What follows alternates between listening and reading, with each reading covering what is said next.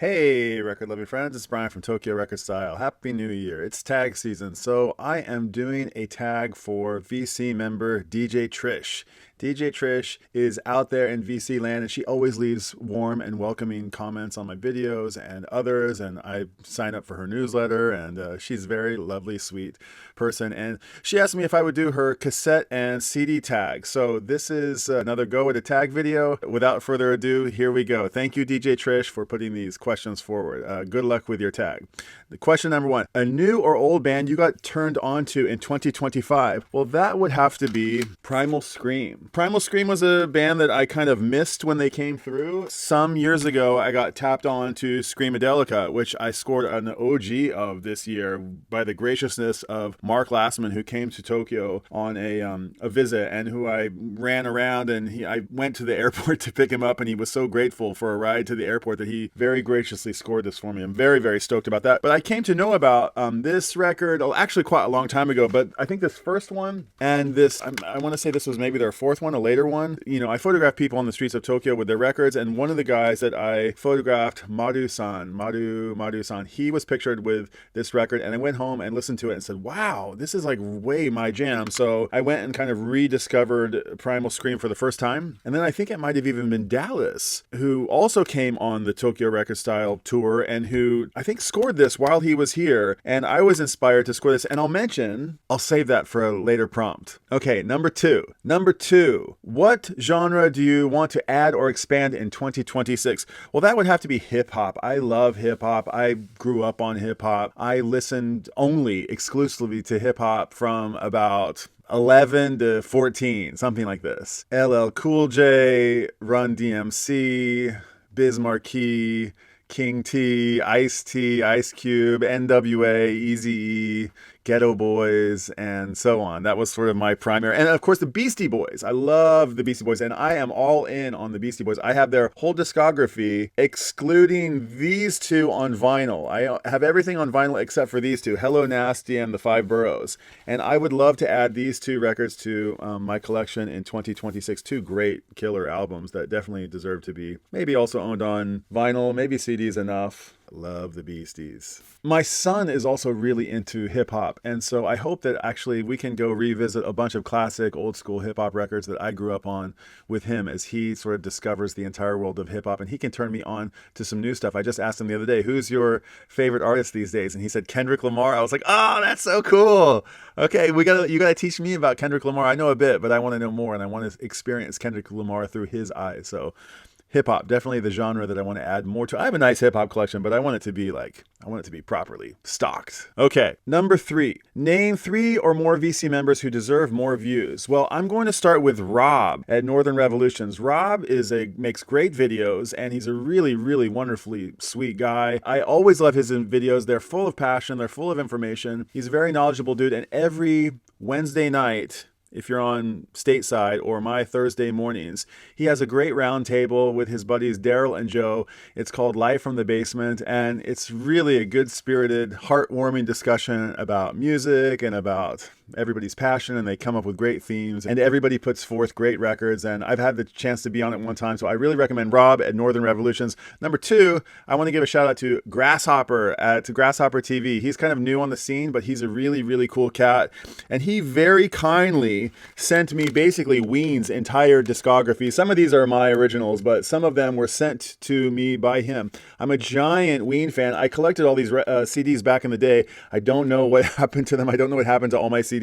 When I moved to Japan, I lost a lot of them. I've asked a whole bunch of my old friends, do you have my CDs? Do you have my CDs? Nobody has my CDs. I don't know where they went. Because Grasshopper has the whole Ween discography on wax, he said, hey, I don't have any use for the CDs. If you want me to forward them along to you, he did, and I was very happy. The Pod, Pure Guava, Mollusk, Chocolate and Cheese, I thought I had somewhere. I can't seem to find it. 12 Golden Country Classics, Quebec, White Pepper, how does it go?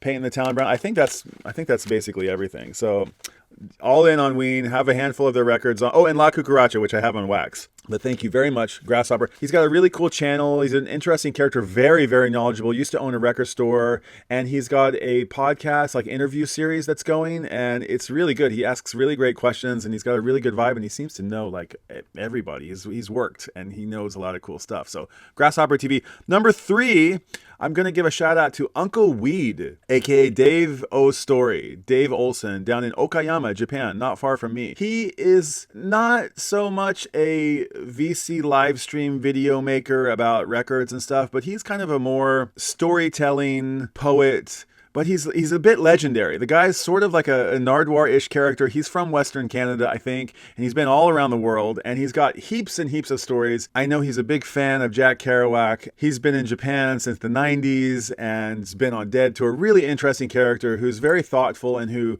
puts out really great videos. So I will recommend Uncle Weed, aka Dave Olson. Number 4. People you want to return to the VC. Okay, well, I haven't been in the vinyl community for all that long, and I don't know of anybody who's left and hasn't come back. Everybody who was here when I came is basically still here. There have been a couple of people who have left and come back. I love George Borden, and he disappeared for a year, and I'm very happy to see him come back. Rachel of Rachel's Ghost TV show went away for a couple of weeks, couple months, but she came back. Two characters that I really want to give a warm, good healing vibes to, who are part of the VC, but who I know kind of have had to take some time off and take some energy off of making videos. And that's John at Digital Gramophone and Paul, Paraka B Dub.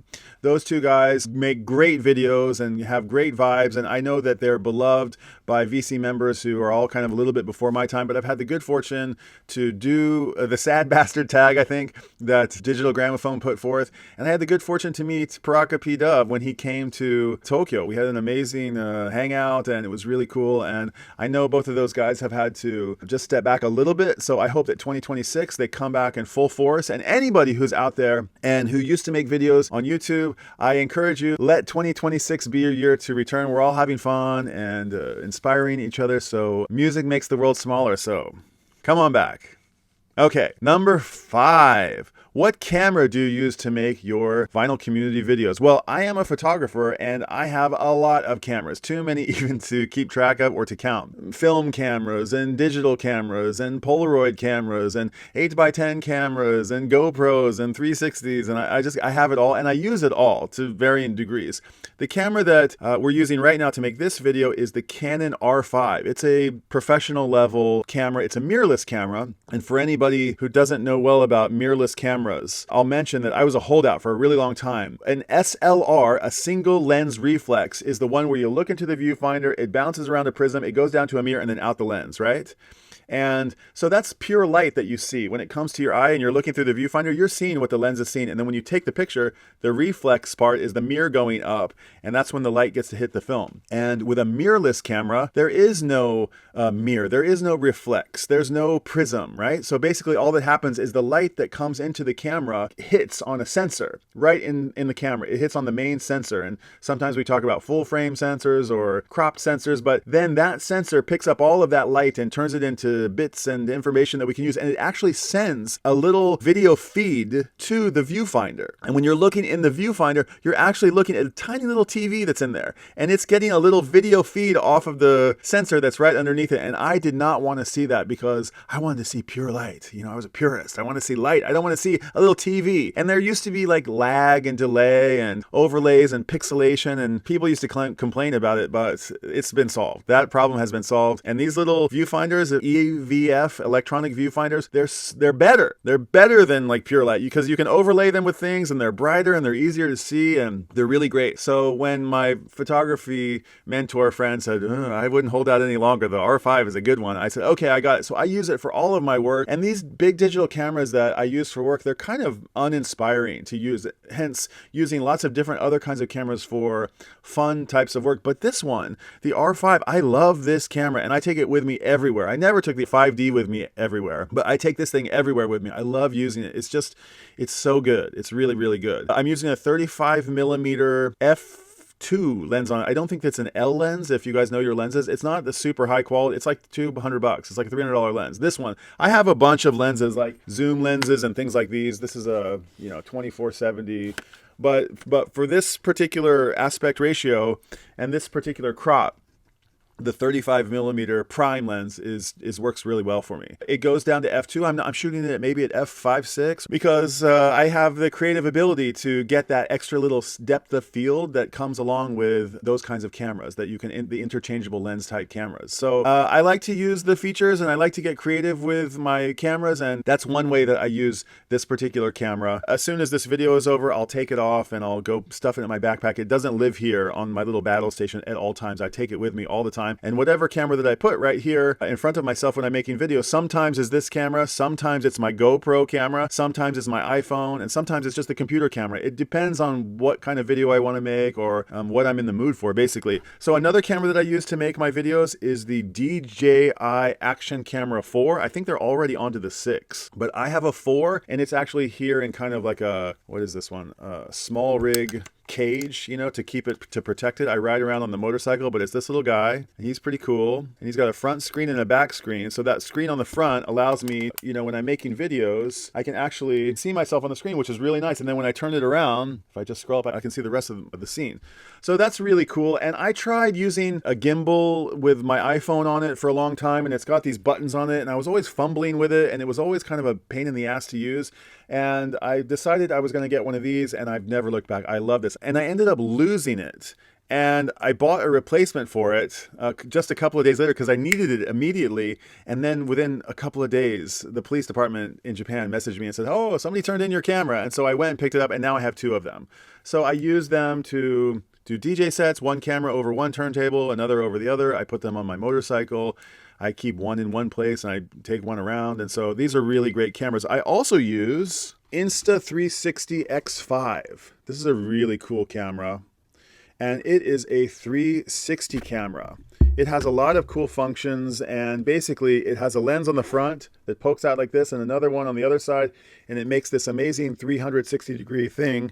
And you can use it for all kinds of things. In fact, I haven't actually found all the ways that you can use this camera yet, but I love using this camera, and I owe a very big thank you to my homie Bryce, who helped me score this. We traded a Tokyo record tour service for this camera. So Bryce, thank you so very much for helping me out with that. Trish asks about cameras, but I also use microphones, and I use these little microphones. You guys know these guys? These are kind of cool. I have a set of these that I use for my videos and for my Vox Pop things, and these just give you a little bit nicer quality, and again, like I use them in my job, so it's easy for me to just also use them on my YouTube channel. Okay, number 6. Do you have a tape or CD player in your car? Yes, I have a CD player in my car, and it's fantastic. We play CDs all the time. We have kind of a, you know, slick one with all the stuff, all the Bluetooth and all that stuff, and we're sort of jockeying over who gets control of the car stereo when we're out cruising around town.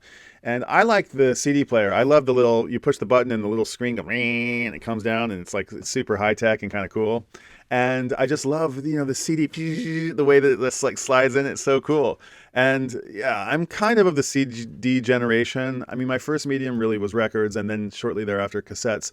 But the CD never really lost its charm, or it's certainly come back, and I really love the CD format. And I think one of the most underrated and unspoken about things of listening to music in the car is the CD or tape player, where you leave the CD in the player for weeks or months, perhaps even. In fact, we had a car for a while that had a Beach Boys cassette in the tape deck for years, and it was all we listened to. And I think I heard David Atkinson talking about the definition of an audiophile, and he was saying that an audiophile is somebody who sits down and intentionally listens to music. And I totally agree with him. I think that is what makes an audiophile such. It's not necessarily about gear and acquisition, but it's about intentional listening. But I want to give a shout out to unintentional listening. This notion of just turning the car on and then the same CD is in there every single time, and you're driving around and concentrating on other things, and the CD is just there playing over and over, back to the beginning and back to the beginning again and back to the beginning again. That's how you really, I'm remembering, burn an album to memory. That's how you really get inside the album. That's how you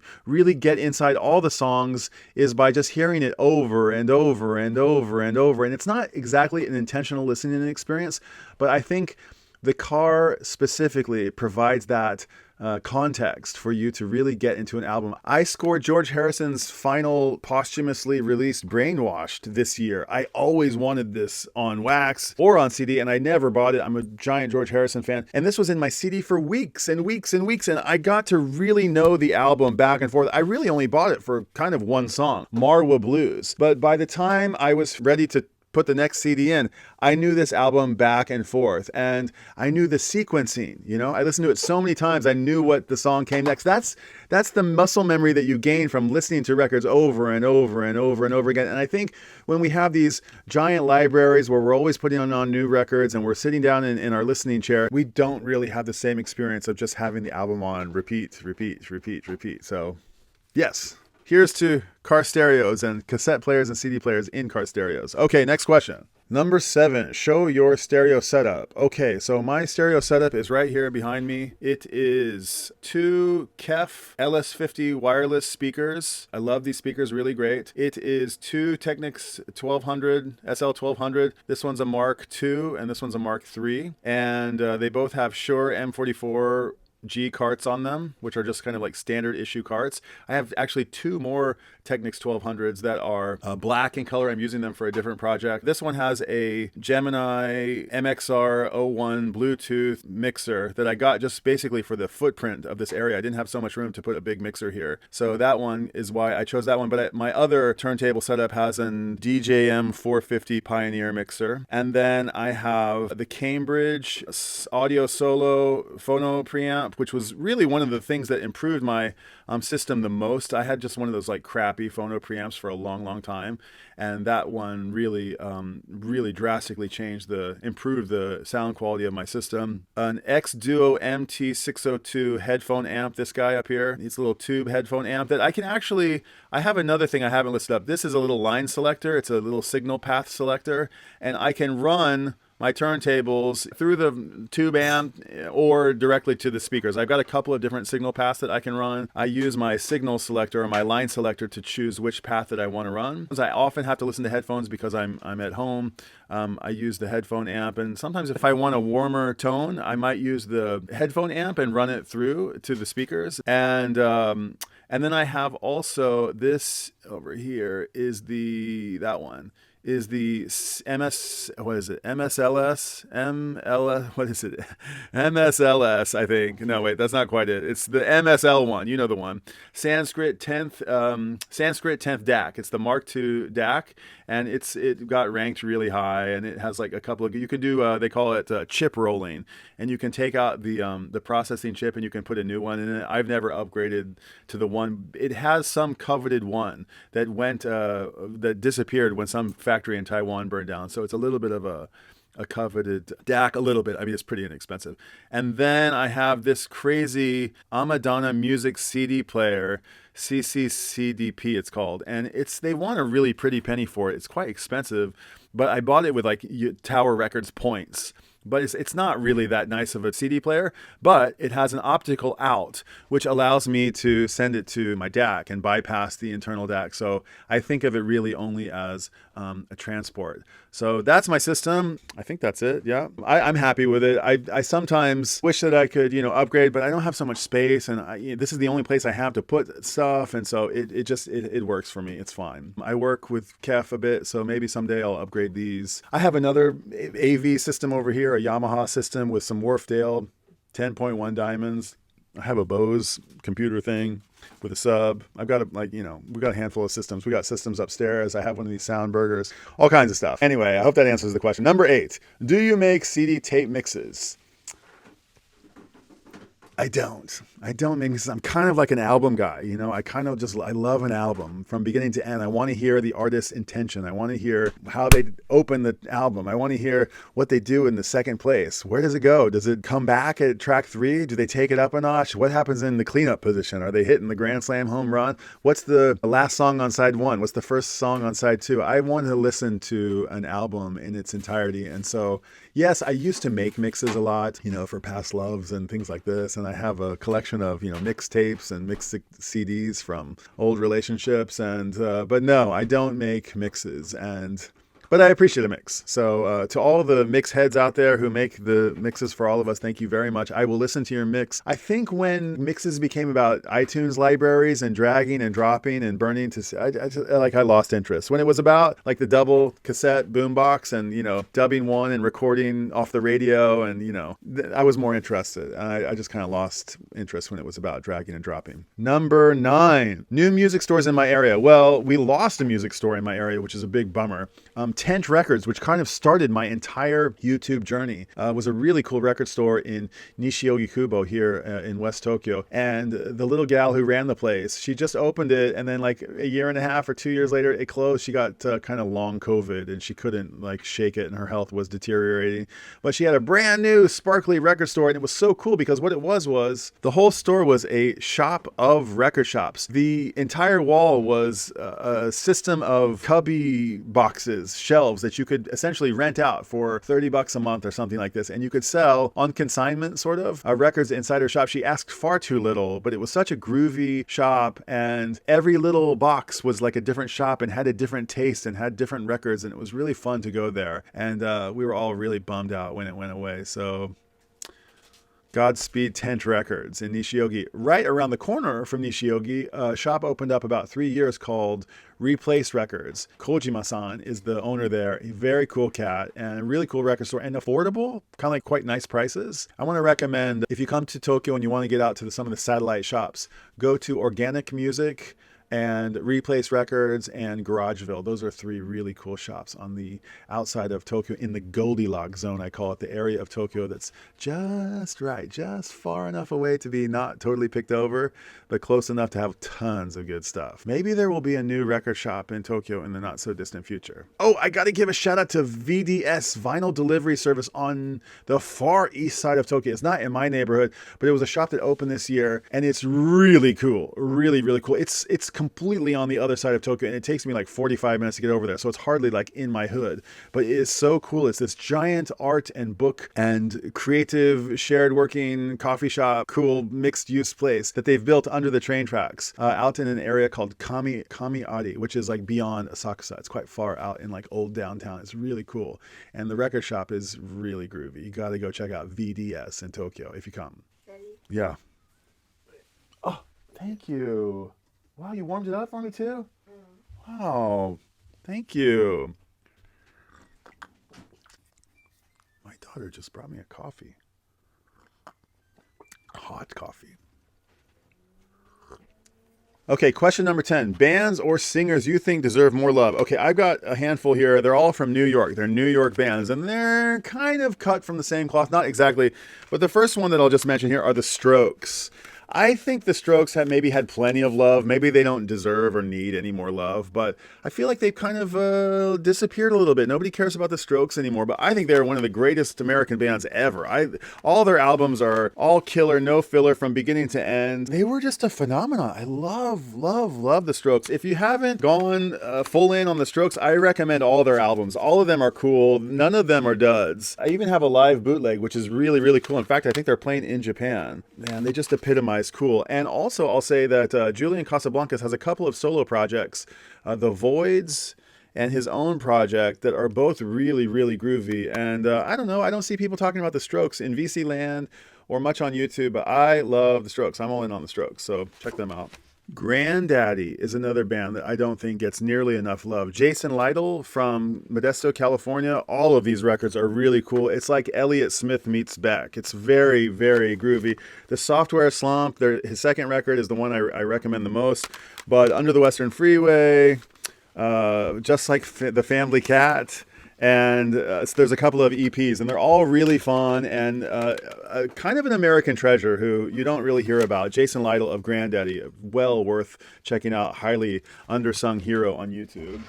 Not from New York, nor are these guys, the Weaker Thans. This was gifted to me by Dallas, SK of Toronto, I think is where Dallas is. He also came to Japan, and I cruised him around for a day. We had a great time, and he brought his favorite band. He's kind of a metal dude, and this is very not metal. This is a little bit folk rock, and the Weaker Thans are from Winnipeg, and my grandfather is from Winnipeg, and he wanted me to tap into my Winnipeg roots, and he brought this for me, and it is sublime. It's really, really groovy. I love the vocals. It's like a little bit Neil Young, a little bit Pavement. I mean, you guys know the Weaker Thans. I didn't know the Weaker Thans, but Left and Leaving, I want to say this is their second album. I could be mistaken. I think they've got a giant discography, and if you knew about them, you probably love them. Well, I don't know if they've made it over to the States so much, but I'm very glad to have this one in my collection, the Weaker Thans from Winnipeg. Thank you, Dallas, for hooking me up with the CD. Finally, these bands don't get enough love. The Moldy Peaches. The Moldy Peaches are a part of a movement in New York called anti-folk. If you don't know about anti-folk, it was sort of like a folk revival with a little bit of a punk attitude. It was really cool, and it was sort of led by a handful of characters. I can't remember exactly all of them. There's one character in particular whose name I'm forgetting, but Regina Spektor was the big one who came out of the scene. But Adam Green and Kimmy Dawson were sort of two darlings of the anti-folk movement, and their band was called the Moldy Peaches. A short-lived, awesome, super fun, groovy band. I have both the LP and some outtakes on CD, unreleased and live jams from 2002. And then one other member of the anti-folk movement is Jeff Lewis, who I have here. Jeff Lightning Lewis. Jeff Lewis, he goes by a couple of different monikers. He is a songwriter, musician, and comic artist, and he's really, really a wonderful songwriter.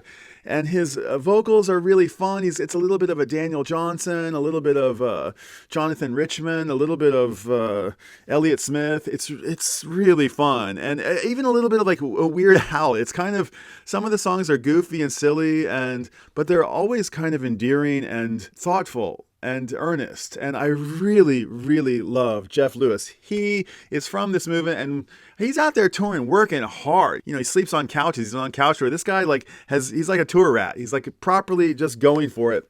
And this CD, this is one of the best CDs in my entire collection.